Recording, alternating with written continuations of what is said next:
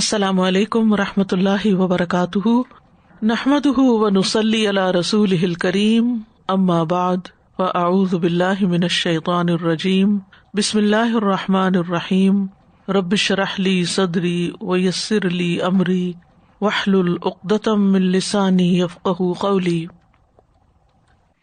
فَهَلْ يَنظُرُونَ إِلَّا السَّاعَةَ أَن تَأْتِيَهُم بَغْتَةً فَقَدْ جَاءَ أَشْرَاطُهَا فَأَنَّىٰ لَهُمْ إِذَا جَاءَتْهُمْ ذِكْرَاهُمْ۔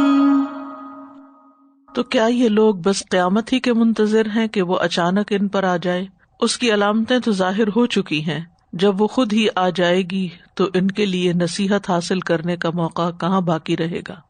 اس لیے انسان ان علامات کو پڑھ کر، ان کو جان کر آج اس دنیا میں، اس وقت میں، اس زندگی میں نصیحت حاصل کر لے اور اپنی آخرت کے لیے تیاری کر لے۔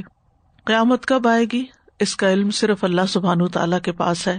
سورۃ النازعات میں اللہ تعالیٰ فرماتے ہیں، يَسْأَلُونَكَ عَنِ السَّاعَةِ أَيَّانَ مُرْسَاهَا فِيمَ أَنْتَ مِنْ ذِكْرَاهَا إِلَى رَبِّكَ مُنْتَهَاهَا۔ وہ آپ سے قیامت کے متعلق پوچھتے ہیں کہ اس کا قیام کب ہے، اس کے ذکر سے آپ کس خیال میں ہیں؟ آپ کے رب ہی کی طرف سے اس کے علم کی انتہا ہے، آپ تو صرف اسے ڈرانے والے ہیں جو اس سے ڈرتا ہے۔ گویا وہ جس دن اسے دیکھیں گے وہ دنیا میں نہیں ٹھہرے مگر دن کا ایک پچھلا حصہ یا اس کا پہلا حصہ، یعنی آخرت میں جا کر دنیا کی زندگی بہت ہی مختصر محسوس ہوگی۔ اس لیے آج کی اس چھوٹی سی زندگی میں، مختصر سی زندگی میں انسان کو اپنی آخرت کے لیے سرمایہ جمع کر لینا چاہیے، اور بجائے اس کے کہ ہم سوال پوچھیں کہ کب آئے گی، اس کی تاریخ کیا ہے، اس کا سن کیا ہے، یہ سوچیں کہ وہ کتنی شدت کے ساتھ آئے گی اور پھر انسان کے ساتھ ہوگا کیا۔ تو ہم پڑھ رہے تھے دجال کے فتنے کے بارے میں، کل کچھ چیزیں ہم نے پڑھی، آج ہم دجال کے بارے میں مزید کچھ باتیں پڑھیں گے کہ مکہ مدینہ کے سوا پوری دنیا میں دجال کا فتنہ ہوگا۔ صحیح بخاری میں آتا ہے، انس بن مالک کی روایت ہے کہ آپ صلی اللہ علیہ وسلم نے فرمایا، کوئی شہر ایسا نہیں جسے دجال پامال نہ کرے گا سوائے مکہ اور مدینہ کے، وہاں داخل نہیں ہو سکے گا۔ پھر دجال خدا ہونے کا دعویٰ کرے گا۔ ابو قلابہ سے روایت ہے، وہ کہتے ہیں کہ مدینہ میں نے ایک آدمی کو دیکھا جسے لوگوں نے اپنے حلقے میں گھیر رکھا تھا، اور وہ کہہ رہا تھا کہ رسول اللہ صلی اللہ علیہ وسلم نے فرمایا، رسول اللہ صلی اللہ علیہ وسلم نے فرمایا، یعنی احادیث بیان کر رہا تھا۔ تو نبی صلی اللہ علیہ وسلم کے صحابہ میں سے ایک شخص تھے، ابو قلابہ کہتے ہیں کہ میں نے انہیں کہتے سنا، بے شک تمہارے بعد ایک گمراہ کن کذاب آئے گا، اس کے سر کے پچھلے حصے میں گھنگریالے بالوں کی وجہ سے شکنیں بنی ہوئی ہوں گی۔ آپ نے یہ بات 3 بار فرمائی، اور وہ یہ دعویٰ کرے گا کہ میں تمہارا رب ہوں، لیکن یہ سب سے بڑا جھوٹ ہوگا کیونکہ وہ ہے ہی سب سے زیادہ جھوٹا۔ مسند احمد میں آتا ہے، جابر بن عبداللہ کہتے ہیں نبی صلی اللہ علیہ وسلم نے فرمایا، دجال کانا ہوگا اور وہ سب جھوٹوں سے بڑا جھوٹا ہوگا، یعنی دنیا میں اس سے بڑا جھوٹا کوئی نہیں۔ پھر اس کے ساتھ پانی اور آگ کا فتنہ ہوگا۔ صحیح بخاری کی روایت میں آتا ہے، حضرت حذیفہ کہتے ہیں میں نے رسول اللہ صلی اللہ علیہ وسلم کو فرماتے ہوئے سنا، دجال جس وقت خروج کرے گا اس کے ساتھ پانی اور آگ ہوگی، یعنی جب وہ نکلے گا تو پانی اور آگ ساتھ ساتھ لیے ہوئے ہوگا۔ جو چیز لوگوں کو آگ نظر آئے گی وہ ٹھنڈا پانی ہوگا، اور جو چیز پانی نظر آئے گا وہ جلا دینے والی آگ ہوگی، لوگ اس سے دھوکہ کھا جائیں گے۔ تم میں سے جو شخص اسے پائے اسے چاہیے کہ آگ دینے والی چیز میں غوطہ لگائے، کیونکہ وہ میٹھا اور ٹھنڈا پانی ہوگا۔ حذیفہ رضی اللہ عنہ کہتے ہیں کہ رسول اللہ صلی اللہ علیہ وسلم نے فرمایا، اس کے ساتھ جنت اور آگ ہوگی، لیکن اس کی جنت آگ ہے اور اس کی آگ جنت ہے، تو اس لیے اس سے دھوکہ نہ کھانا۔ کیونکہ ہم نے دجال کے لفظ کو انالائز کیا تھا کہ دجل کا مطلب ہوتا ملمہ سازی کرنا، چیزوں کو ان کی حقیقت کے برعکس دکھانا، یعنی جو وہ ہے وہ نہیں، کچھ اور دکھانا۔ تو وہ جو چیز پانی کے طور پر دکھائے گا وہ دراصل آگ ہوگی۔ اب یہ بھی اللہ ہی بہتر جانتا ہے کہ اس کی شکل و صورت کیسی ہوگی، لیکن نبی صلی اللہ علیہ وسلم کی بات سچی ہے اور اسی پر یقین رکھنا چاہیے، اور اسی کے مطابق پھر انسان کو اللہ نہ کرے کہ ہماری زندگی میں وہ آئے، لیکن یہ علم نسل در نسل آگے پھیلاتے جانا چاہیے تاکہ جن کی زندگی میں بھی دجال ظاہر ہو وہ اس کے فتنے سے محفوظ رہیں۔ اصل میں تو ان احادیث کو پڑھنے کا مقصد یہی ہے کہ ہم اس کے فتنے سے محفوظ رہ سکیں۔ پھر اسی طرح اس کے ساتھ روٹی کا پہاڑ ہوگا اور پانی کی نہر ہوگی۔ صحیح بخاری کی روایت میں ہے، مغیرہ بن شعبہ کہتے ہیں کہ دجال کے بارے میں نبی صلی اللہ علیہ وسلم سے جتنا میں نے پوچھا اتنا کسی نے نہیں پوچھا۔ یہ مغیرہ بن شعبہ ہے۔ آپ نے مجھ سے فرمایا کہ اس سے تمہیں کیا نقصان پہنچے گا، یعنی تم کیوں اتنے کیوریس ہو اس کے بارے میں جاننے کے۔ میں نے عرض کیا کہ لوگ کہتے ہیں اس کے ساتھ روٹی کا پہاڑ اور پانی کی نہر ہوگی۔ آپ نے فرمایا وہ اللہ پر اس سے بھی زیادہ آسان ہے، یعنی اللہ سبحانہ تعالیٰ اس سے بھی زیادہ چیزیں دکھاتا ہے، اور اللہ کے کرشمے ہم روزانہ سورج کا نکلنا اور غروب ہونا اور پھر نکلنا، اور زمین کے اندر سے، مٹی کے اندر سے پودوں کا نکلنا اور ان پر ہماری غذا لگنا، پھل اور پھول لگنا، زمین کے اندر سے خزانے نکلنا، یہ سب کچھ کس نے کیا؟ یہ سب بھی اللہ سبحانہ تعالیٰ نے کیا۔ تو اللہ تعالیٰ تو بہت کچھ کرنے والا ہے۔ مطلب اس کا کیا تھا کہ وہ لوگوں کو کہے گا کہ میری یہ چیزیں دیکھو جو ان یوزول ہیں، غیر معمولی ہیں، تو اس بنا پر مجھے اپنا الہ مان لو، میں تمہارا خدا ہوں۔ تو اللہ سبحانہ تعالیٰ تو اس سے بڑے بڑے کام کرتا ہے، تو اس کو الہ ماننا چاہیے، نہ کہ اس طرح کی چیزوں کو دیکھ کر انسان اپنا ایمان کھو بیٹھے۔ پھر اسی طرح اپنے ماننے والوں کو خوب نوازنا اور نہ ماننے والوں سے چھین لینا، یہ ایک بہت بڑی مشکل ہوگی۔ صحیح مسلم میں آتا ہے، نواس بن سمان کہتے ہیں کہ ایک دن رسول اللہ صلی اللہ علیہ وسلم نے دجال کا ذکر کیا۔ صحابہ نے عرض کیا، اے اللہ کے رسول، زمین میں اس کے فساد پھیلانے کی رفتار کیا ہوگی؟ آپ نے فرمایا، بارش کی طرح جس کے پیچھے ہوا آتی ہے۔ آپ نے دیکھو گے جب بارش آتی ہے تو ہوا بھی تیز آتی ہے، یعنی ہوا کی تیزی کے ساتھ وہ پوری دنیا میں گھوم پھر جائے گا، اور جہاں جہاں لوگ ہوں گے ان کی ایک آزمائش ہوگی اور ان کا ایک امتحان ہوگا۔ وہ ایک قوم کے پاس آئے گا اور ان کو اپنی طرف بلائے گا، یعنی میں تمہارا خدا ہوں، اور یہ بھی کہا گیا کہ وہ نبوت کا دعویٰ بھی کرے گا۔ وہ اس پر ایمان لے آئیں گے اور اس کی بات مان لیں گے۔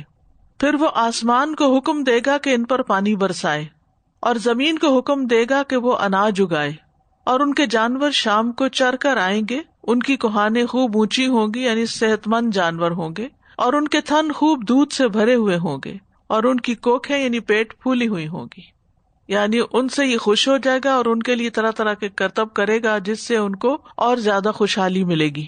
پھر وہ ایک قوم کے پاس آئے گا اور ان کو اپنی طرف بلائے گا کہ میرے ساتھی بن جاؤ، میرے ساتھ چلو، وہ اس کی بات کا انکار کر دیں گے، وہ نہیں مانیں گے اس کو۔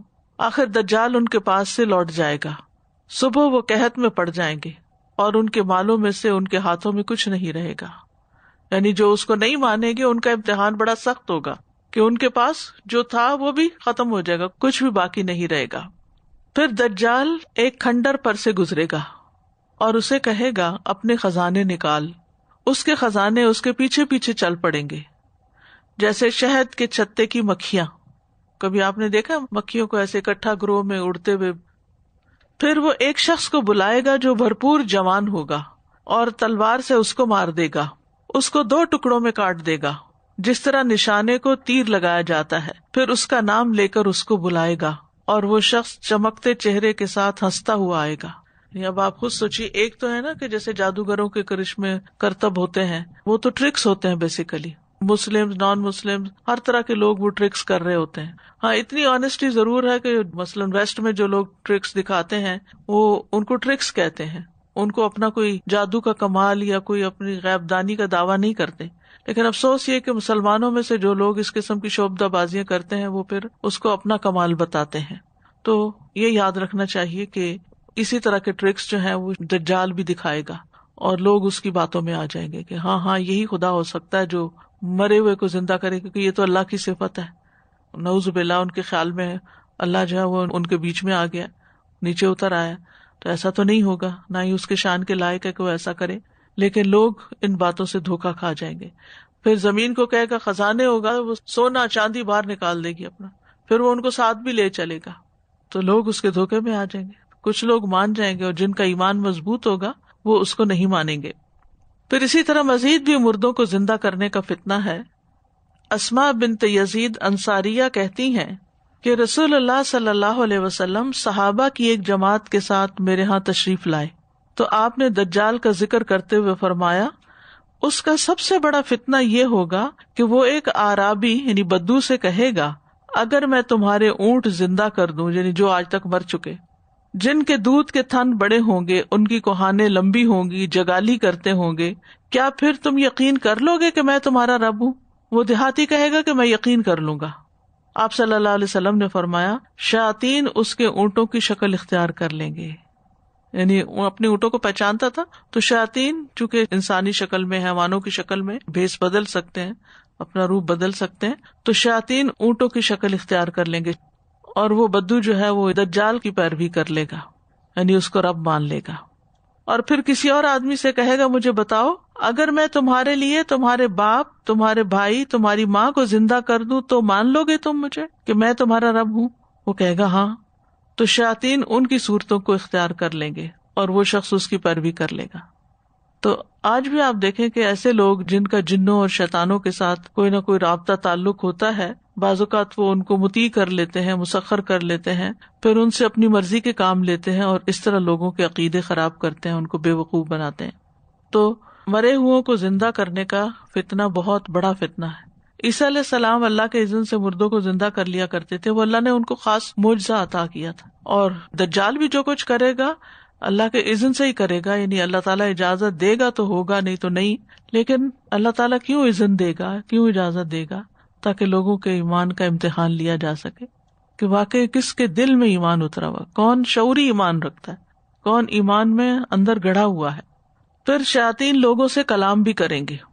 جابر بن عبداللہ سے روایت ہے کہ رسول اللہ صلی اللہ علیہ وسلم نے فرمایا اللہ تعالیٰ اس کے ساتھ شیاطین بھیجیں گے جو لوگوں سے کلام کریں گے، یعنی لوگوں سے باتیں کریں گے، اور لوگوں کو ہمیشہ جنوں سے باتیں کرنے کا، شیطانوں سے باتیں کرنے کا بہت شوق ہوتا ہے، اور پھر جو شخص ایسا کروا دے ان کے سامنے تو اس کے تو پھر مرید ہی ہو جاتے ہیں، پھر وہ صحیح کام کرنے کو کہے یا غلط وہ اس کے پیچھے چل پڑتے ہیں اور اس طرح اپنا ایمان خراب کرتے ہیں۔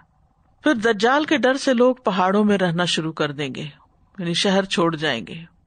ام شریک سے روایت ہے کہ انہوں نے نبی صلی اللہ علیہ وسلم کو فرماتے ہوئے سنا لوگ دجال سے بھاگیں گے یہاں تک کہ پہاڑوں میں جا کر رہنے لگیں گے۔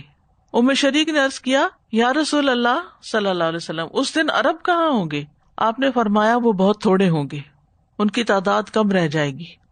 پھر اسی طرح جب دجال نکلے گا تو وہ دن بڑے سخت دن ہوں گے، بڑے مشکل دن ہوں گے۔ سلسلہ صحیحہ کی حدیث ہے، حضرت عائشہ رضی اللہ عنہا سے مروی ہے کہ ایک مرتبہ رسول اللہ صلی اللہ علیہ وسلم نے خروج دجال کے موقع پر پیش آنے والی تکالیف کا ذکر کیا، تو میں نے پوچھا اے اللہ کے رسول اس دن اہل عرب کہاں ہوں گے؟ نبی صلی اللہ علیہ وسلم نے فرمایا اے عائشہ اس زمانے میں اہل عرب بہت تھوڑے ہوں گے۔ میں نے پوچھا کہ اس زمانے میں ایمان والوں کا کھانا کیا ہوگا؟ آپ نے فرمایا جو فرشتوں کا ہوتا ہے۔ کیا ہوتا ہے؟ تسبیح، تکبیر، تحمید، تہلیل، سبحان اللہ والحمد للہ ولا الہ الا اللہ واللہ اکبر۔ میں نے پوچھا ان دنوں کون سا مال بہتر ہوگا؟ نبی صلی اللہ علیہ وسلم نے فرمایا وہ طاقتور غلام جو اپنے مالک کو پانی پلا سکے، رہا کھانا تو وہ ہوگا ہی نہیں۔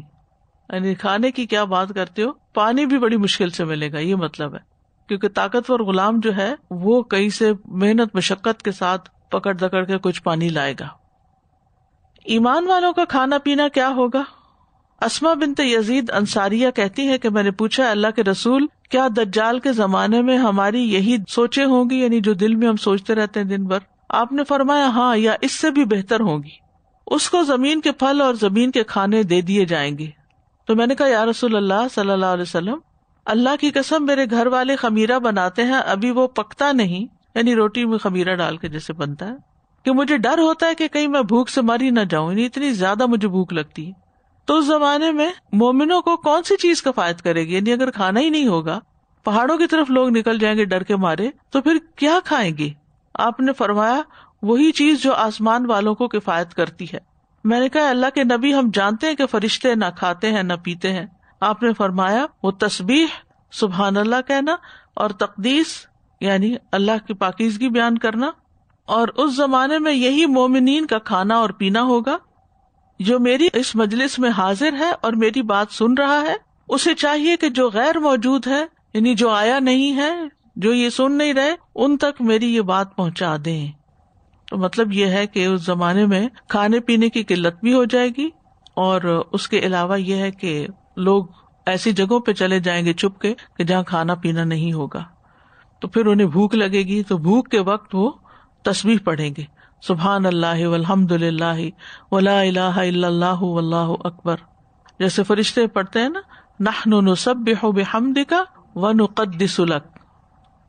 استاذ جی یہ جو پانی اور آگ ہے، کیا اس کو ہم سمبلائز کر سکتے ہیں کہ جیسے ہارڈ شپس، اور یعنی پانی دیکھنے میں اچھا لگ رہا ہے لیکن وہی جو ہے وہ آگ ہوگا یا وہ خطرناک ہم خود ہوگا؟ سے کچھ بھی امیجن نہیں کر سکتے کیونکہ غیب کی خبریں ہیں نا، تو ہم کچھ کہہ نہیں سکتے کیونکہ پانی کی بھی کئی شکلیں ہوتی ہیں. یعنی استاذ جیسے قرآن میں آتا ہے کہ ہو سکتا ہے تمہیں ایک چیز اچھی لگے وہ تمہارے لیے اچھی نہ ہو، اور تمہیں ایک چیز بری لگے، اور تو یہ وہ تو ساری چیزوں کے بارے میں ہے. جی. تو استاذ یہ دور یعنی جس طرح سے بھی ہم نے احادیث پڑھی تو ایسا پکچرائز ہوتا ہے کہ جیسے ایک مومنین کے لیے دنیاوی اعتبار سے ایک ڈیزاسٹر ہوگا. بالکل. یعنی ہارڈ شپ ایکسپٹ کرنا زیادہ بہتر ہوگا اس وقت بنسبت کہ وہ جو اس کے ماننے والوں کو جو کچھ بھی سبزہ نظر آ رہا ہوگا. اسی لیے ہر پیغمبر نے اپنی امت کو ڈرایا، اور نبی صلی اللہ علیہ وسلم نے بھی، اور ان کو یہ تھا کہ کہیں ابھی ہی دجال کہیں سے نکل نہ آئے. اور استاذہ جی میں یہ سوچ رہی تھی کہ جیسے عوام الناس اس کے پیچھے لگ جائے گی، تو آج کل حالانکہ اتنا ٹیکنالوجی کا دور ہے اور اتنا کچھ ہے، تو ابھی بھی دیکھیے اس کے پاس تو پھر بھی کچھ چیزیں ہیں شعبدہ بازی کی یا جو بھی کہہ لیں، لیکن آج کل تو کچھ ان کے پاس ہوتا بھی نہیں. صرف ظاہری اپیرنس پہ لوگ جو ہیں وہ ایمان لے آتے ہیں اور اپنا سب کچھ پونجیاں بلکہ ان کو دے دیتے ہیں، یا تو وہ پھر بھی چلو کچھ اپنے کمال دکھا کے. بالکل آپ کی بات درست ہے. آپ کو معلوم ہوگا کہ کچھ عرصہ پہلے ایک شخص نے یہ دعویٰ کیا تھا کہ میری تصویر چاند میں نظر آتی ہے. یہ بات اخباروں میں بھی آئی تھی، اور پھر بہت سے اس نے جھوٹ بولے اور جن کی کوئی حقیقت نہیں تھی، لیکن اس کے باوجود اچھی بلی فالوئنگ ہے اس کی. یہاں خود کینیڈا سے، امریکہ سے لوگ اس کے فالوورز ہیں، یہاں رہتے ہوئے ایسی دنیا میں جہاں ہر چیز کا پروف مانگا جاتا ہے. یعنی ایک طرح سے بلائنڈ فالوئنگ ہو جاتی ہے نا. تو کیوں ڈرایا گیا؟ آپ صلی اللہ علیہ وسلم کو یہ تھا کہ یہ ایمان والے ہیں اور یہ سب جانتے ہیں، لیکن اس کے باوجود انسان کی یہ ویکنیس ہے کہ جب بھی وہ کچھ غیر معمولی چیز دیکھتا ہے، کوئی نشانی دیکھتا ہے، تو اس کا ذہن الٹ جاتا ہے اور وہ اور طرح سوچنا شروع کر دیتا ہے اور اصل حقائق کو بھلا دیتا ہے. اور دوسرے استاذہ جی جو تسبیحات کی بات ہے، تو یہ تو پھر ابھی سے ہم عادت بنائیں گے اس کو پڑھنے کی، تو پھر اس وقت بھی عادت رہے گی اور اس وقت یاد بھی رہے گا. اور بلکہ اس تسبیح کو اگر آپ آزمائیں نا، کہ جب آپ کو کسی بھی چیز کی کمی ہو، کیونکہ ایک روایت میں یہ بھی آتا نا کہ جس کو دشمن سے ڈر ہو اور رات کا خوف ستائے، تو وہ اس تسبیح کی کثرت کر دے، سبحان اللہ والحمد للہ ولا الہ الا اللہ واللہ اکبر. اور یہ آزمائی ہوئی بات ہے کہ انسان کا دل بڑا ہی مطمئن ہو جاتا ہے. کوئی تعداد نہیں بتائے گی کہ 100 دفعہ ہو یا 200 دفعہ ہو، بس اس کو پڑھنا شروع کر دیں. اسی طرح بعض اوقات یہ ہوتا ہے نا کہ کھانا کھا کے بھی آپ بھوکے رہتے ہیں یا آپ کی وہ کریونگ ختم نہیں ہوتی، تو ایسے مرضوں کا علاج بھی جو ہے نا ان تسبیحات سے کرنا چاہیے. اور کبھی کھانا ہی نہ ہو، ایسا بھی ہوتا ہے، کبھی سفر میں ہوتا ہے انسان، یا کبھی روزے کی حالت میں بھوک لگنا شروع ہو جاتی ہے، تو انسان کو ان تسبیحات کا سہارا لینا چاہیے. استاذہ جی حدیث آپ نے شیئر کی تھی نا ہمارے ساتھ کہ نبی صلی اللہ علیہ وسلم نے فرمایا تھا کہ ہر اس چیز سے زیادہ مجھے عزیز ہے جس پہ سورج طلوع ہوتا ہے. تو میں تو جب بھی اس کو پڑھتی ہوں میں یہ سوچ کے پڑھتی ہوں کہ پروفیسر صلی اللہ علیہ وسلم کی فیوریٹ تسبیح ہے مجھے پڑھنی، یعنی وہ مطلب پوری دنیا سے زیادہ عزیز سمجھے، سونے چاندی کے ڈھیروں سے زیادہ عزیز. استاذہ جی اس میں جو مجھے بہت ڈیپ ایک بات سمجھ میں آتی ہے کہ ہم ہر وقت یہ چاہتے ہیں کہ ہمیں کوئی تکلیف نہ ہو، ہمیں کوئی آزمائش نہ آئے، ہم جی دنیا کی جنت میں ہم دنیا میں رہیں، اور کوئی اگر آ جاتی ہے ہمیں آزمائش تو ہم اتنا اس کا رونا دھوتے ہیں، اتنا کچھ اپنے اوپر طاری کر لیتے ہیں، کوئی بھی چھوٹی سی چھوٹی اور بڑی سے بڑی. تو آزمائش بھی اللہ کی رحمت ہے.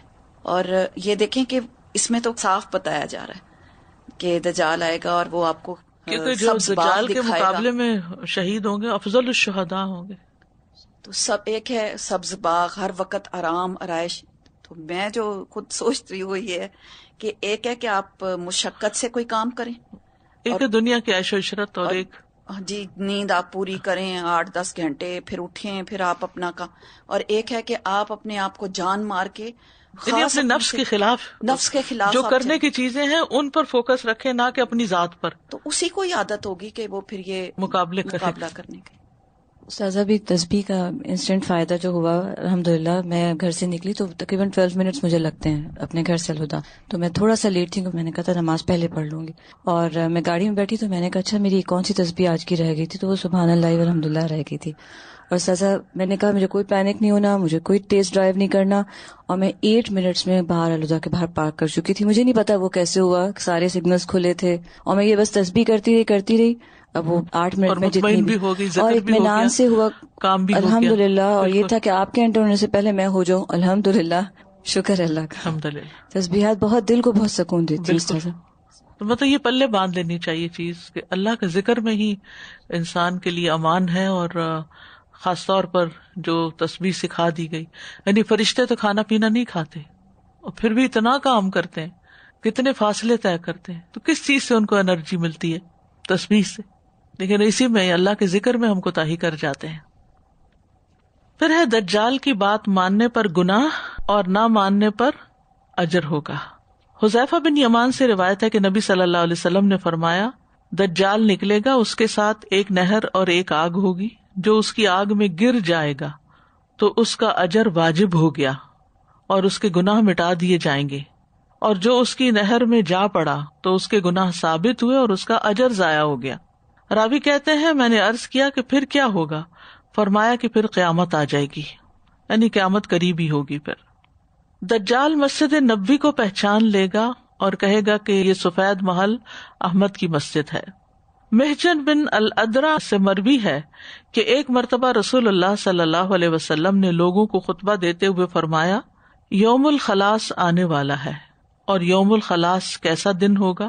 یوم الخلاص آنے والا ہے اور یوم الخلاص کیسا دن ہوگا. یوم الخلاص آنے والا ہے اور یوم الخلاص کیسا دن ہوگا. آپ صلی اللہ علیہ وسلم نے 3 بار یہ فرمایا. آپ سے پوچھا گیا کہ یوم الخلاص سے کیا مراد ہے؟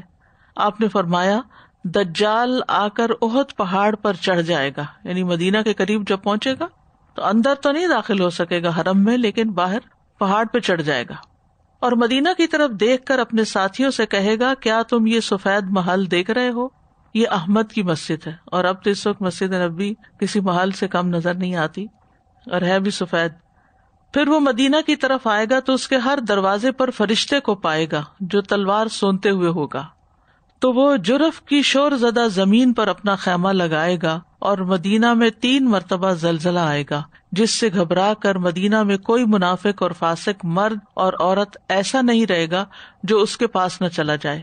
بس وہ دن یوم الخلاص ہوگا. خلاصی کہتے ہیں نا، بس خالی ہو گیا، خالص ہو گیا، یعنی مدینہ خالص ہو جائے گا صرف ایمان والوں کے لیے، باقی سب وہاں سے نکل جائیں گے. تو اس سے یہ بھی پتہ چلتا ہے کہ دجال کے پیروکار بھی ہوں گے. اور دجال کے پیروکار کون ہیں؟ بدترین لوگ، شریر لوگ. حضرت عائشہ کہتی ہیں کہ رسول اللہ صلی اللہ علیہ وسلم نے فرمایا، مدینہ میں جو لوگ برے ہوں گے وہ نکل کر اس کے پاس چلے جائیں گے، اس سے جا ملیں گے. انسان جہاں اس کی محبت ہوتی ہے، جو اپنے لائک مائنڈیڈ لوگ ہوتے ہیں، انہی کے ساتھ اس کو مزہ آتا ہے. پھر وہ شام روانہ ہو جائے گا، یعنی یہ لوگ بھی وہ ساتھ ہی چلے جائیں گے اور فلسطین کے ایک شہر میں باب لد کے قریب پہنچے گا. لد، جہاں اس وقت اسرائیل کا ایئرپورٹ بھی ہے. سبز چادروں والے 70,000 یہودی اس کے پیروکار ہوں گے. مسلم کی روایت ہے، انس بن مالک رضی اللہ عنہ کہتے ہیں کہ رسول اللہ صلی اللہ علیہ وسلم نے فرمایا، اصبہان کے 70,000 یہودی دجال کے پیروکار ہو جائیں گے، جس کو ہم اصفہان بھی کہتے ہیں، جن پر سبز رنگ کی چادریں ہوں گی. مزین تلواروں والے یہودی. جابر بن عبداللہ کہتے ہیں کہ ہم رسول اللہ صلی اللہ علیہ وسلم کے ساتھ تھے. آپ نے ہرہ کے ایک ٹیلے سے جھانکا، یعنی یہ مدینہ کے باہر ہرہ کا جو علاقہ ہے نا، اس میں. فرمایا، دجال کے ساتھ 70,000 یہودی ہوں گے، جن میں سے ہر ایک نے گول چادر اور زیورات سے مزین تلوار پہن رکھی ہوگی. وہ اس جگہ پر اپنا خیمہ لگائے گا جہاں اب بارش کا پانی اکٹھا ہوتا ہے. مجتمع السیول کا لفظ آتا ہے حدیث میں. یہ جرف مقام کے پاس ہے. جرف مدینہ میں اس بستی کا نام ہے جہاں پہلے یہودی آباد تھے. اس وقت جہاں شاہ فہد قرآن کمپلیکس ہے وہاں جرف کی جگہ ہے، یعنی جہاں سے قرآن نہیں چھپتے وہ علاقہ ہے. تو جرف کے پاس ایک سرخ چھوٹا پہاڑ ہے. جب بارشوں کی وجہ سے سیلاب آتا ہے تو پانی وہاں اکٹھا ہو جاتا ہے. دجال بھی وہاں پر آئے گا.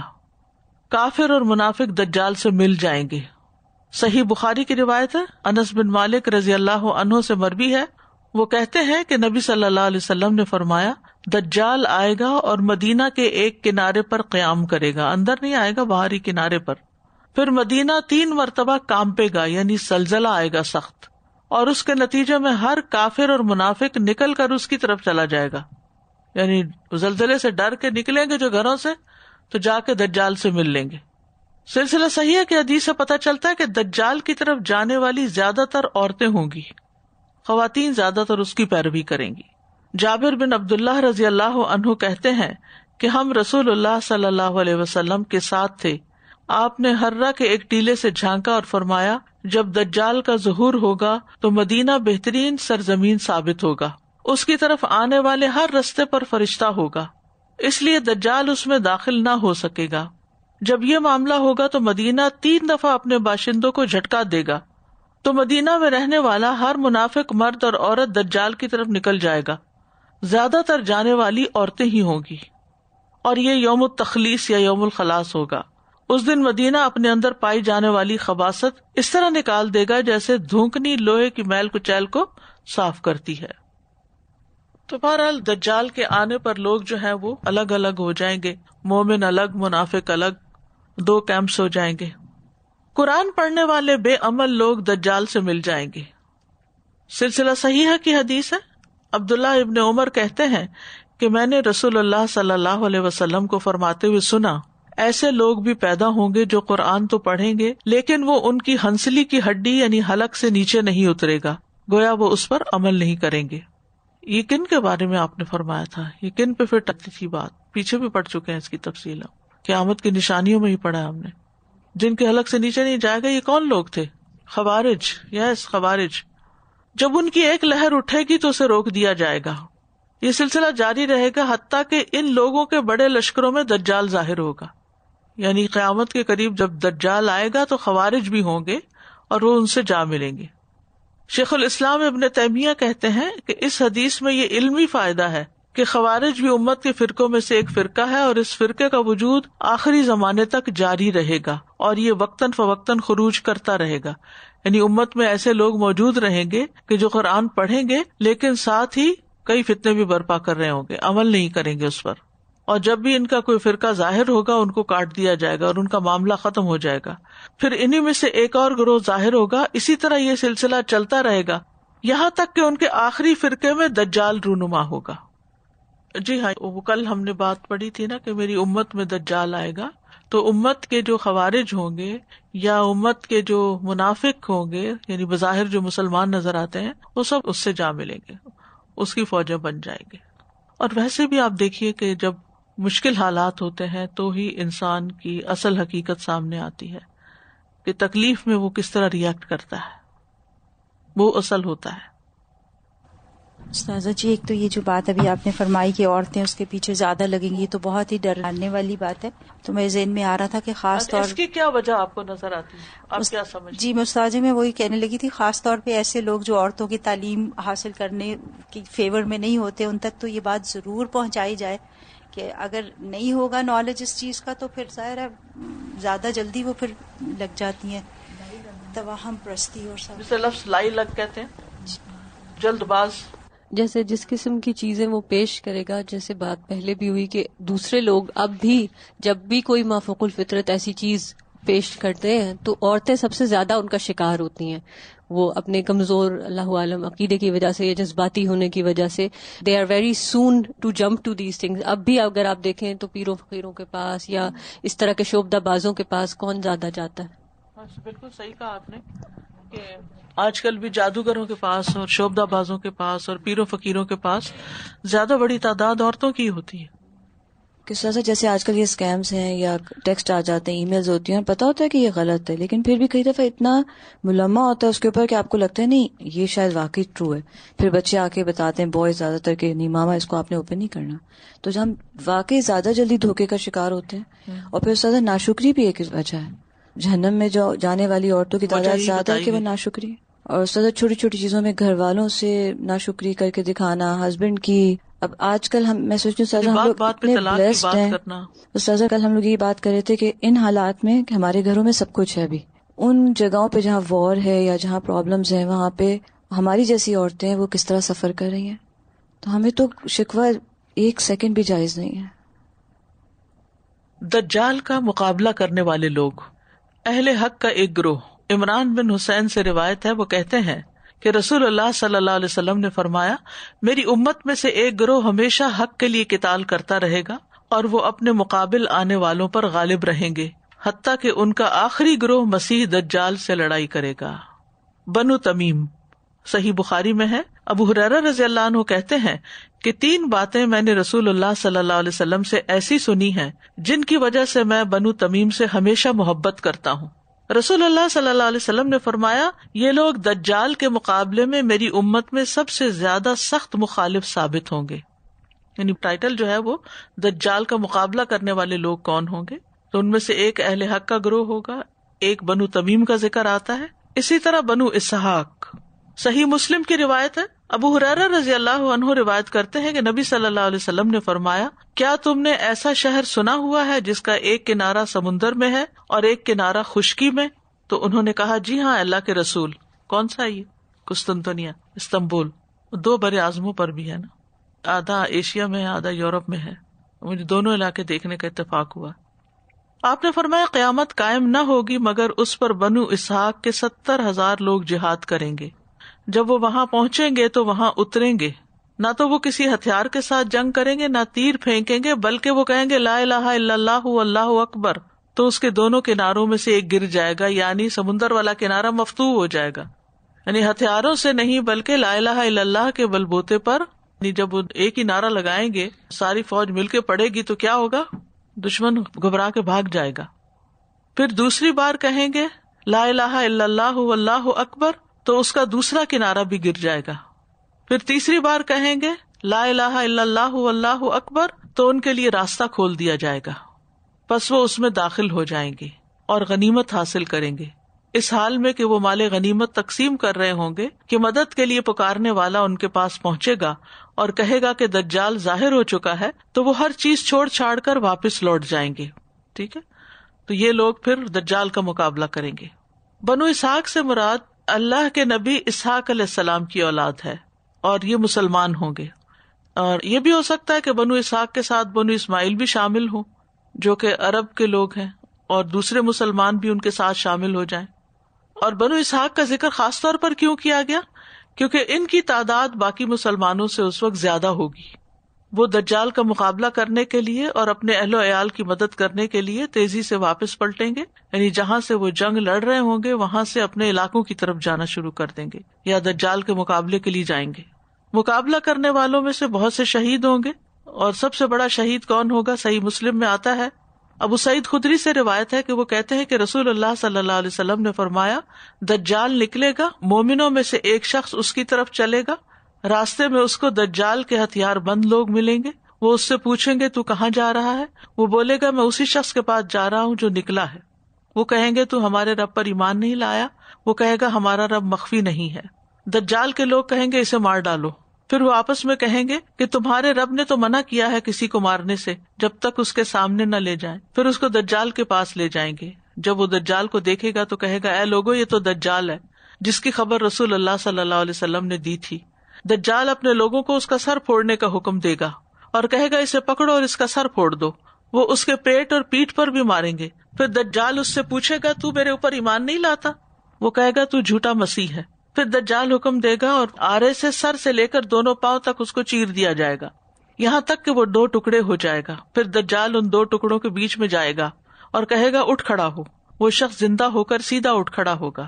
پھر اس سے پوچھے گا اب بھی تو میرے اوپر ایمان نہیں لایا؟ وہ کہے گا مجھے تو اور زیادہ یقین ہو گیا ہے کہ تو ہی دجال ہے. یہ ایمان کی مضبوطی ہے. پھر لوگوں سے کہے گا اے لوگو اب دجال میرے سوا کسی اور کے ساتھ یہ کام نہیں کر سکے گا. پھر دجال اس کو پکڑے گا ذبح کرنے کے لیے اور وہ گلے سے ہنسلی تک تانبے کا بن جائے گا، یعنی ذبح نہیں کر سکے گا. پھر اس کے ہاتھ پاؤں پکڑ کر پھینک دے گا. لوگ سمجھیں گے کہ اس کو آگ میں پھینک دیا، حالانکہ وہ جنت میں ڈالا جائے گا. رسول اللہ صلی اللہ علیہ وسلم نے فرمایا یہ شخص رب العالمین کے نزدیک سب سے بڑا شہید ہے، یعنی جو دجال کے مقابلے میں اور دجال کو ریجیکٹ کرتے ہوئے ایک طرح سے ایمان لایا. پھر مدینہ کا ایک بہادر شخص، اس کے بارے میں بھی ایسے ہی آتا ہے ابو سعید خدری کہتے ہیں کہ ہم سے رسول اللہ صلی اللہ علیہ وسلم نے دجال کے متعلق ایک طویل حدیث بیان کی. اس میں یہ بھی بتایا کہ دجال مدینہ کی ایک کھاری زمین پر آئے گا، جرف کے علاقے میں، اور اس پر مدینہ کے اندر داخل ہونا حرام کر دیا گیا ہے. اس دن اس کے پاس ایک شخص آئے گا جو بہترین لوگوں میں سے ہوگا اور کہے گا میں گواہی دیتا ہوں کہ تو ہی دجال ہے، جس کے متعلق رسول اللہ صلی اللہ علیہ وسلم نے ہم سے حدیث بیان کی ہے. دجال کہے گا اگر میں اس شخص کو قتل کر کے پھر زندہ کر دوں تو پھر میرے معاملے میں تجھے شک تو نہ ہوگا؟ لوگ کہیں گے نہیں. چنانچہ وہ اس کو قتل کرے گا اور پھر وہ زندہ کرے گا. جب وہ اس کو زندہ کرے گا تو وہ شخص کہے گا اللہ کی قسم آج سے پہلے مجھے اس سے زیادہ تمہارا حال معلوم نہ تھا، تو وہی دجال ہے. پھر دجال کہے گا میں اس کو قتل کرتا ہوں لیکن اسے قدرت نہ ہوگی. تو اس سے یہ پتہ چلتا ہے کہ ایمان مضبوط کرنے کی ضرورت ہے اور یقین پختہ ہونا چاہیے کہ اللہ پر جو ہمارا ایمان ہے یا آخرت پر، یہ جو غیبی امور ہیں ان پر کسی کی بات میں آ کے کسی چیز کی وجہ سے اس کو نہ کھو دیں. اب آپ دیکھیں کہ ہمارے بچوں کا چونکہ ایمان مضبوط نہیں ہوتا تو نتیجہ کیا ہوتا ہے کہ جو ہی وہ کسی سائنٹسٹ سے ملتے ہیں، کسی پروفیسر کی بات سنتے ہیں تو اس کی باتوں میں آ کر اللہ پہ شک، رسول پہ شک، آخرت پہ شک، ہر چیز پہ شک کرنے لگتے ہیں. تو یہ بھی تو فتنے ہیں نا. یعنی ہمیں یہ باتیں بڑی عجیب لگتی ہیں کہ بھلا یہ کیسے ممکن ہوگا کہ لوگ دجال کو خدا مان لیں یا دجال کی باتوں میں آ جائیں. تو آج کے دور سے ہی سبق لے لیں کہ کس طرح لوگ گمراہ کن فتنوں کے پھیر میں آئے ہوئے ہیں اور کتنا ضروری ہے کہ ہم اپنے ایمان کی مضبوطی کی دعا کرتے رہیں. یا مقلب القلوب ثبت قلبی علی دینک. ہم ٹیکنالوجی سے کتنے متاثر ہوتے ہیں، ہم نئی نئی جو ایجادات آتی ہیں ان سے کتنے مرعوب ہو جاتے ہیں اور پھر ہم ان کی باتوں کو زیادہ وزن دیتے ہیں بنسبت نبی صلی اللہ علیہ وسلم کی بات کے. اگر ایک ڈاکٹر کوئی بات کہہ دیتا ہے تو ہم کہتے ہیں یہ بات پروون ہے، اور اگر اس کے مقابلے میں نبی صلی اللہ علیہ وسلم نے کوئی بات کہتی ہے تو اس کے بارے میں ڈاؤٹ ہے. تو یہ کس قسم کا ایمان ہے؟ تو اسی طرح کا جو شک والا ایمان ہوگا پھر دجال کے فتنے کے سامنے ٹھہر نہیں سکے گا. تو ضرورت ہے اس بات کی کہ ہم اپنے ایمان پر کام کریں. کوئی آج کل کوئی نئی ٹی وی کی سیریز ہیں، ان میں کوئی ڈی این اے لے کر اور پھر پوری تخلیق کرتے ہیں، نئی باڈیز پیدا کرتے ہیں، پھر وہ باڈیز جو ہیں ان جیسے بندے بنتے چلے جاتے ہیں اور وہ بناتے چلے جاتے ہیں. اس کی پوری لیبارٹری دکھائی ہے. مطلب آپ یقین کی حد تک آپ سوچیں کہ لوگ اس کو جس طرح سے وہ بتایا گیا ہے کہ ہاں جی، کہ لوگ سمجھیں کہ دس از ریئل. اور یہ جو دجال کا ہی فتنہ لگ رہا ہے مجھے تو وہ کہ ایک بندہ پیدا ہوتا ہے، پھر وہ اس کی لائف کریٹ کی جاتی ہے، اس کے اندر سارا کچھ فٹ کیا جاتا ہے کہ یہ تمہارے بچے ہیں، یہ تمہارا خامند ہے، یہ تمہارا یہ. اور عورت کو اگر تیار کیا جاتا ہے پھر وہ جاتی ہے، پھر وہ مشن ہوتا ہے like a game, they play like games. اس طرح کی چیزیں کریٹ کر کے پھر وہ ختم ہو جاتے ہیں. جب وہ بالکل ختم ہو ڈیڈ ہو جاتے ہیں پھر ان کی باڈی کو لا کے دوبارہ سے ریکریٹ کیا جائے. اور اگر وہ بالکل ختم ہو جاتے ہیں پھر اگین ان کو ریکریٹ کر کے دوبارہ سے ایک اور لائف. تو اب دیکھیں نا، اگر ہمارے بچے ایسی موویز دیکھتے ہیں جی تو وہ تو آپ ان کو کریں نا تو کہ نہیں یہ نئی ٹیکنالوجی ہے، this is what is going to happen, this is the future. نہیں، وہ یہی کہتے ہیں نا کہ ہر چیز خود ہی بن گئی ہے، گاڈ کا کانسیپٹ ہی نہیں ہے. یہ ہر چیز جو خود بننے والی سوچ ہے نا، یعنی ایتھیسٹک سوچ جو ہے، تو اس کو یہ چیزیں پروموٹ کرتی ہیں نا. حالانکہ عربی زبان میں خلق کا لفظ ہوتا ہے عدم سے وجود میں لانا. اب ڈی این اے سے اگر کچھ بنایا تو ڈی این اے کہاں سے لیا آپ نے، وہ کس کا بنایا ہوا ہے، وہ کہاں سے ہے، یہ اتنی سی بات نہیں سوچ سکتے. لیکن آگے کا حصہ سوچیں گے کہ دیکھیں کیا سامنے نتیجے کو دیکھ رہے ہیں. جی استاذہ، لاسٹ ویک ایک ہماری فیملی فرینڈز ہیں، ان کا بچہ ماشاءاللہ یونیورسٹی کا اسٹوڈنٹ ہے، اچھی فیملی سے بلانگ کرتا ہے. تو وہ بچے ساتھ بیٹھے ہوئے تھے تو یہی بات ہوئی ان کی ریلیجن پہ تھوڑا سا. تو اس نے یہ کوشچن کیا، جب یہ سب کہتے ہیں کہ گاڈ نے یہ کریٹ کیا ہے تو گاڈ کو کس نے کریٹ کیا ہے؟ مطلب کوئی تو ہوگا جو اس کو بھی کریٹ کرے گا. تو جو اور بچے تھے انہوں نے کہا تو یہی تو غیب پر ایمان ہے کہ اس پہ ہمیں مطلب عقل ایک تسلیم نہیں کرتی ہے لیکن ہمیں ماننی ہے یہ چیز کیونکہ اللہ نے کہا ہے. لیکن وہ ماننے کو بچہ تیار ہی نہیں تھا. کہنے کہ میں عمرے پہ گیا ہوں تو میں نے کہا یہ بلیک ہاؤس کو کیوں میں اس کے گرد میں چکر لگا رہا ہوں. تو استغفر اللہ، مطلب باتیں سن کے رونگٹے کھڑے ہو گئے. یہ کہ اتنی اچھی فیملی سے بلانگ کرتی، یہ کہیں سے اس نے سنی اور متاثر ہوا اور اس نے بھی یہی ذہن بنا لیا. اور ایسے بچوں کی کمپنی میں جب ہمارے بچے بیٹھتے ہیں تو وہ بھی کچھ نہ کچھ جراثیم لے کے اٹھتے ہیں. تو اس لیے بہت ضروری ہے کہ ایمان کی بنیادیں جو ہے نا ان کو اسٹرانگ کیا جائے. ایمان کی بات ہو رہی ہے نا، کتنی ساری حدیث ہم پڑھ رہے ہیں دجال کے بارے میں. تو آج کل کیا ہو گیا کہ نئی جنریشن کو سیٹسفائی کرنے کے لیے کتنی ساری حدیث ہیں جن کو عقل کی کسوٹی پہ رکھتے ہیں.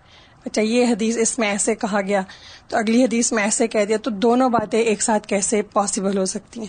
تو اس پہ وہ اتنی ڈسکشنز اور اتنی بحث کرتے ہیں کہ ان میں سے ایک حدیث کو غلط ثابت کر کے چھوڑتے ہیں. اب وہ کہتے ہیں کہ یہ جو نئی جنریشن ہے اس کو ایمان پہ قائم رکھنے کے لیے یہ ضروری ہے کہ جو ان کی عقل میں جو تھاٹس آ رہی ہیں اس کو سیٹسفائی کیا جائے. انہیں یہ نہیں کہہ سکتے کہ ہاں یہ رسول اللہ صلی اللہ علیہ وسلم کی بات ہے تو ایمان رکھنا ہے ہم نے، کیونکہ جیسے یہ دجال کی ساری حدیث بھی ہم نے پڑھی نا، یہ بھی ایمان بالغیب کا ایک طرح سے حصہ ہے. تو آج کل کی جو نئی جنریشن ہے اور ان کے پیچھے کچھ اسکالرز بھی ایسے ان کے پیچھے میں تو گھومگی چل رہے ہیں کہ ان کو تسلی عقل پہ رکھنا. حالانکہ دین عقل کی رہنمائی کرنے کے لیے آیا ہے، عقل جو ہے وہ دین کو رہنمائی دینے کے لیے نہیں آئی. اب ہم پڑھیں گے دجال کے خاتمے کے بارے میں. دجال خراسان سے نکلنے کے بعد مدینہ منورہ کا قصد کرے گا. احد پہاڑ کے قریب پہنچنے سے پہلے ہی فرشتے اس کا منہ شام کی طرف پھیر دیں گے اور دجال شام میں ہی ہلاک ہوگا. ابو ہریرہ سے روایت ہے رسول اللہ صلی اللہ علیہ وسلم نے فرمایا، مسیح دجال مشرق کی طرف سے آئے گا اور مدینہ میں داخل ہونے کا ارادہ کرے گا یہاں تک کہ احد پہاڑ کی پچھلی طرف اترے گا، پھر فرشتے اس کا منہ وہیں سے شام کی طرف پھیر دیں گے، یعنی آگے نہیں آ سکے گا اور وہیں ہلاک ہو جائے گا. آسمان سے نازل ہونے کے بعد عیسیٰ علیہ السلام مسلمانوں کے ساتھ مل کر دجال اور اس کے لشکر کے خلاف جہاد کریں گے جس میں مسلمانوں کو فتح ہوگی اور دجال عیسیٰ علیہ السلام کے ہاتھوں لد کے مقام پر قتل ہوگا. حذیفہ بن اسید کہتے ہیں دجال کے لیے زمین یوں لپیٹ دی جائے گی جیسے مینڈے کی کھال کو لپیٹا جاتا ہے، رول کر دی جائے گی، یعنی چھوٹی کر دی جائے گی، آسانی سے وہ گھوم پھر لے گا یہاں تک کہ وہ مدینہ آ جائے گا اور مدینہ کی بیرونی زمین پر وہ غالب آ جائے گا اور اندرونی زمین سے روک دیا جائے گا. پھر وہ ایلیا پہاڑ پر جائے گا اور مسلمانوں کی ایک جماعت کا محاصرہ کرے گا. جو لوگ ان پر امیر ہوں گے، ایلیا بیت المقدس کو کہتے ہیں، وہ ان سے کہیں گے تم اس سرکش کے متعلق کیا انتظار کر رہے ہو، تم اس سے جنگ کرو یہاں تک کہ اللہ سے ملاقات کرو یا تمہارے لیے فتح مقدر کر دی جائے. وہ آپس میں مشورہ کریں گے کہ صبح ہوتے ہی ہم سب ان سے جنگ کریں گے. جب صبح ہوگی وہ جنگ کریں گے تو ان کے ساتھ عیسیٰ ابن مریم بھی ہوں گے. عیسیٰ علیہ السلام دجال کو قتل کریں گے اور اس کے ساتھیوں کو بھی قتل کر دیں گے، یہاں تک کہ درخت، پتھر اور مٹی کہیں گے اے مومن یہ میرے پاس یہودی ہے، اس کو قتل کرو. عیسیٰ علیہ السلام کو دیکھ کر دجال پگھلنا شروع ہو جائے گا. جب مسلمان نماز پڑھ رہے ہوں گے عیسیٰ علیہ السلام نازل ہو جائیں گے، پھر نماز ہوگی، نماز سے سلام پھیریں گے تو وہ کہیں گے کہ میرے اور اللہ کے دشمن کے سامنے میدان خالی کر دو. ابو حازم کہتے ہیں کہ ابو ہریرہ رضی اللہ عنہ کہتے ہیں کہ دجال ایسے پگھلنے لگے گا، یہ مختصر اب کیا گیا ہے، یعنی تفصیلات اس میں نہیں ہے، جیسے دھوپ میں چربی پگھلتی ہے. اور عبداللہ ابن عمر کہتے ہیں جیسے نمک پانی میں گھلتا ہے. نبی صلی اللہ علیہ وسلم نے فرمایا دجال مدینہ کی شوریلی زمین پر آئے گا اور دجال پر یہ چیز حرام کر دی جائے گی کہ وہ مدینہ کے راستوں میں داخل ہو کر اندر جائے. مدینہ 3 دفعہ اپنے باشندوں کو جھٹکا دے گا، یعنی زلزلہ آئے گا سخت، تو ہر منافق مرد عورت نکل کر دجال کی طرف چلے جائیں گے. پھر دجال کو شام کی طرف پھیر دیا جائے گا یہاں تک کہ پہاڑوں میں سے کسی پہاڑ پہ پہنچے گا تو اس پہاڑ کے دامن میں پڑاؤ کرتے ہوئے دجال وہاں کے لوگوں کا محاصرہ کرے گا یہاں تک کہ جب آزمائش کی مدت ان پر لمبی ہو جائے گی تو مسلمانوں کا ایک آدمی کہے گا اے مسلمانوں کی جماعت، تم کب تک اس حال پہ رہو گے؟ اللہ کا دشمن تمہاری زمین پہ قابض ہو چکا ہے. تم 2 اچھی باتوں میں سے ایک کے بیچ میں ہو، یا تو شہادت کا مرتبہ عطا کیا جائے گا تمہیں یا اللہ تم کو غالب کر دے. تو وہ شہادت پر ایسی بیعت کریں گے کہ اللہ جانتا ہوگا کہ یہ اخلاص قلب اور دلوں کی سچائی سے ہے. پھر ان پہ اندھیرا چھا جائے گا، کسی انسان کو اپنی ہتھیلی بھی دکھائی نہ دے گی تو ابن مریم اتریں گے اور آنکھوں سے ظلمت کو دور کریں گے. عیسیٰ علیہ السلام کے سامنے ایک آدمی ہوگا جس کے اوپر ہتھیار ہوں گے. وہ کہیں گے اللہ کے بندے آپ کون ہیں؟ وہ کہیں گے میں اللہ کا بندہ، اس کا رسول اور اس کی روح اور اس کا کلمہ عیسیٰ ابن مریم ہوں. یعنی لوگ عیسیٰ علیہ السلام سے پوچھیں گے. آپ فرمائیں گے 3 باتوں میں سے ایک اختیار کر لو، یا تو اللہ تعالیٰ دجال اور اس کی فوجوں پر آسمان سے عذاب نازل کرے یا ان کو زمین میں دھنسا دے یا تمہارے ہتھیاروں سے ان کو ختم کرے اور تم ان پر غالب آ جاؤ اور ان کے ہتھیاروں کو تم سے روک لے. وہ کہیں گے اللہ کے رسول یہ بات ہمارے سینوں اور ہمارے دلوں کو زیادہ شفا دینے والی ہے کہ ہم مقابلہ کریں، مراد یہ ہے. تو اس دن آپ ایک ایسے یہودی کو دیکھیں گے جو بھاری بھرکم لمبے قد والا، بہت زیادہ کھانے پینے والا ہوگا. اس کے ہاتھ پر اتنی کپ کپی اور لرزہ طاری ہوگا کہ وہ اپنے ہاتھ کو نہیں اٹھا سکے گا. مسلمان ان کی طرف اٹھیں گے اور ان پر مسلط کر دیے جائیں گے. یعنی یہ اللہ کی طرف سے غیبی مدد ہوگی. دجال جب ابن مریم کو دیکھے گا تو اس طرح پگھلنا شروع ہو جائے گا جیسے سیسا پگھلتا ہے، یہاں تک کہ عیسیٰ علیہ السلام اس کو قتل کر دیں گے. یعنی وہ صرف پگھل کے نہیں مرے گا بلکہ باقاعدہ قتل کیا جائے گا. امام مہدی اور عیسیٰ علیہ السلام مل کر دجال سے مقابلہ کریں گے. عیسیٰ علیہ السلام دجال کو خود اپنے نیزے سے قتل کریں گے. ابو ہریرہ کہتے ہیں رسول اللہ صلی اللہ علیہ وسلم نے فرمایا عیسیٰ علیہ السلام آسمان سے نازل ہوں گے اور مسلمانوں کو نماز پڑھائیں گے. پھر جب اللہ کا دشمن دجال عیسیٰ علیہ السلام کو دیکھے گا تو یوں گھلنے لگے گا جیسے نمک پانی میں گھلتا ہے. اگر عیسیٰ علیہ السلام اسے چھوڑ دیتے تب بھی وہ گھل گھل کے مر جاتا، لیکن اللہ اسے عیسیٰ علیہ السلام کے ہاتھوں قتل کرائے گا اور عیسیٰ علیہ السلام اپنے نیزے پر دجال کا خون لوگوں کو دکھائیں گے. عیسیٰ علیہ السلام دجال کو لد کے مقام پر قتل کریں گے یا لد کی ایک جانب قتل کریں گے. دجال سے بچاؤ کے اقدامات کرنے چاہیے. سب سے پہلی بات یہ کہ اس سے پہلے نیک اعمال کرنے چاہیے، جیسے کہ پیچھے بھی حدیث میں نے سنائی تھی کہ 6 باتوں سے پہلے اعمال کرنے میں جلدی کرو، اور ان میں سے ایک دجال کا آنا تھا. دجال کے فتنے سے بچنے سے پہلے آپس کے فتنوں سے بچنا چاہیے. حذیفہ کہتے ہیں رسول اللہ صلی اللہ علیہ وسلم کے سامنے دجال کا تذکرہ ہو رہا تھا. آپ نے فرمایا میرے نزدیک تمہارے حق میں دجال کے فتنے سے زیادہ آپس کے فتنے کا خطرہ ہے، یعنی ایک دوسرے سے لڑائیاں کرنا. جو شخص دجال کے فتنے سے پہلے اس فتنے سے بچ گیا وہ فتنہ دجال سے بھی بچ جائے گا. اور جب سے دنیا بنی ہے ہر چھوٹا بڑا فتنہ دجال کے فتنے کے لیے ہی بنایا گیا ہے. یعنی یہ چھوٹے چھوٹے فتنے ایک ٹرائل ہوتے اس بڑے فتنے کا پھر انسان مقابلہ کرے گا اور پھر وہاں بچے گا وہی جو باقی فتنوں سے بچ رہا ہوگا. دجال سے دور ہی رہنا چاہیے. یعنی اگر کسی کو پتا چلے کہ دجال نکل آیا تو اس کے سامنے نہ جائے. نبی صلی اللہ علیہ وسلم نے فرمایا جو شخص خروج دجال کے متعلق سنے وہ اس سے دور ہی رہے، کیونکہ انسان اس کے پاس جائے گا تو وہ یہ سمجھے گا کہ وہ مومن ہے، لیکن جو دجال کے ساتھ شبہ میں ڈالنے والی چیزیں دیکھتا جائے گا اس کی پیروی کرتا جائے گا. اللہ پر پختہ ایمان دجال سے بچاؤ کا ذریعہ ہے. رسول اللہ صلی اللہ علیہ وسلم نے فرمایا تمہارے بعد ایک گمراہ کن کذاب آئے گا جس کے سر کے پیچھے شکنیں بنی ہوں گی اور وہ یہ دعویٰ کرے گا کہ میں تمہارا رب ہوں. سو جو شخص یہ کہہ دے کہ لست ربنا لیکن ربنا اللہ علیہ توکلنا والیہ انبنا نعوذ باللہ من شرک، تو ہمارا رب نہیں ہے، ہمارا رب تو اللہ ہے، ہم اسی پر توکل کرتے اور رجوع کرتے ہیں اور ہم تیرے شر سے اللہ کی پناہ میں آتے ہیں، تو دجال کو اس پر تسلط حاصل نہیں ہوگا. یعنی جو دجال کو دیکھ لے یا جان لے کے آ گیا ہے تو وہ انکار کرے اس کے رب ہونے کا اور اللہ پہ توکل کرے اور اللہ کی طرف رجوع کرے. پھر نسل در نسل دجال کے فتنے سے لوگوں کو آگاہ کرنا چاہیے. اسما بنت یزید کہتی ہیں کہ دجال کا اور اس کے فتنوں کا ذکر کرنے کے بعد رسول اللہ صلی اللہ علیہ وسلم نے فرمایا جو میری اس مجلس میں حاضر ہے اور میری بات سن رہا ہے اسے چاہیے کہ جو غیر موجود ہے اس کو میری بات پہنچا دے. یعنی لوگ اپنی آگے کی جنریشنز کو اس کے بارے میں بتائیں. نمازوں کی خود بھی حفاظت کریں اور دوسروں کو بھی اس کی تلقین کریں. نواس بن سمان کہتے ہیں کہ ایک دن رسول اللہ صلی اللہ علیہ وسلم نے دجال کا ذکر کیا تو صحابہ نے عرض کیا اللہ کے رسول وہ دن جو سال کے برابر ہوگا کیا اس میں ہمارے لیے ایک دن کی نماز پڑھنا کافی ہوگا؟ آپ نے فرمایا نہیں، تم 1 سال کی نمازوں کا اندازہ کر لینا. ہر نماز میں دجال کے فتنے سے پناہ مانگنا. حضرت عائشہ کہتی ہیں میں نے رسول اللہ صلی اللہ علیہ وسلم کو نماز میں دجال کے فتنے سے پناہ مانگتے سنا ہے. عبداللہ بن عباس کہتے ہیں کہ رسول اللہ صلی اللہ علیہ وسلم صحابہ کو یہ دعا اس طرح سکھاتے تھے جس طرح قرآن کی کوئی سورت سکھاتے ہیں. آپ فرماتے تھے اللہم انا نعوذ بک من عذاب جہنم واعوذ بک من عذاب القبر واعوذ بک من فتنۃ المسیح الدجال واعوذ بک من فتنۃ المحیا والممات. اے اللہ ہم تجھ سے جہنم کے عذاب سے پناہ مانگتے ہیں اور میں تجھ سے قبر کے عذاب سے پناہ مانگتا ہوں اور میں تجھ سے مسیح دجال کے فتنے سے پناہ مانگتا ہوں. امام مسلم بن حجاج کہتے ہیں مجھے طاؤس کی یہ بات پہنچی کہ انہوں نے اپنے بیٹے سے کہا کیا تم نے اپنی نماز میں یہ دعا مانگی؟ اس نے کہا نہیں. تو انہوں نے کہا دوبارہ نماز پڑھو. یعنی اتنا امپورٹنٹ ہے اس دعا کا پڑھنا. اللہ ہمیں توفیق دے. پھر سورۃ کہف کی ابتدائی اور آخری 10 آیات پڑھنا کیونکہ ان کے بارے میں آتا ہے جو یہ یاد کر لے گا دجال کے فتنے سے محفوظ رہے گا. اسی طرح نواس بن سمان کہتے ہیں رسول اللہ صلی اللہ علیہ وسلم نے دجال کا ذکر کیا تو فرمایا تم میں سے جو کوئی اسے پا لے تو چاہیے کہ اس پر سورۃ کہف کی ابتدائی آیات کی تلاوت کر دے. ابو سعید خدری کی روایت میں آتا ہے جو کوئی سورۃ کہف کی آخری 10 آیات کی تلاوت کرے گا تو دجال کا نکلنا اس کو کوئی نقصان نہ دے گا. تو اگر زبانی یاد ہو تو انسان نمازوں میں بھی پڑھ سکتا ہے. پھر یہ کہ محفوظ مقامات کی طرف جانے کی کوشش کریں.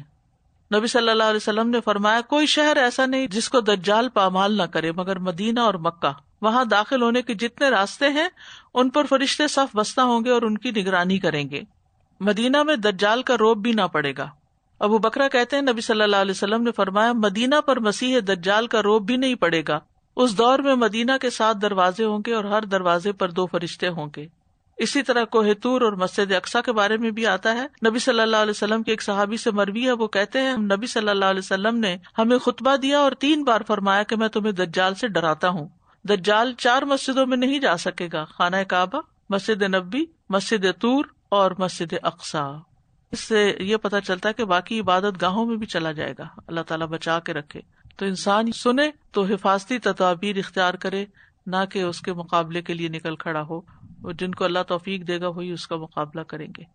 وآخر دعوانا ان الحمد للہ رب العالمین. سبحانک اللہم وبحمدک، اشہد ان لا الہ الا انت، استغفرک واتوب الیک. السلام علیکم ورحمۃ اللہ وبرکاتہ.